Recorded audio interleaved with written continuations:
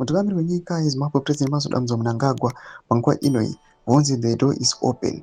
Panguva inoi he must live peacefully. Zanapinda mashoko okuda panguva inoi atirikuona kuti vanhu vakajamuka.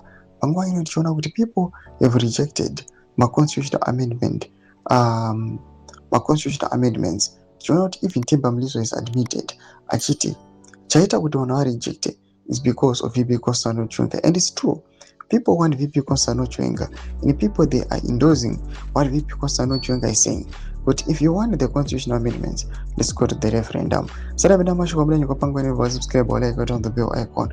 Pana pa pachika zvikana na posta this picture na muri kuona kanogeza mutungamiri wenyika pavhova doro kanzi must exit obudanyira chiti emaso Mnangagwa, the door is open. Please choose a graceful departure over a humiliating exit. For the sake of the nation and the region, it is time to go. The people have waited long enough. Go now and let Zimbabwe breathe. #No to 2030.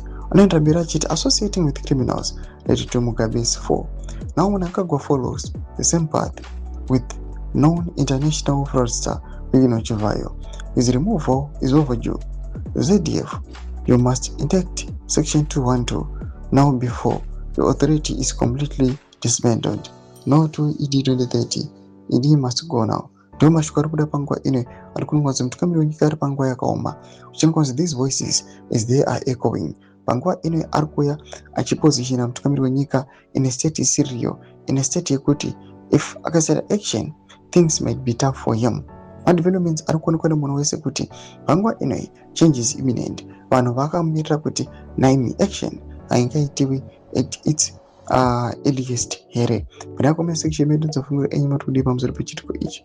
So subscribe or like on the bell icon.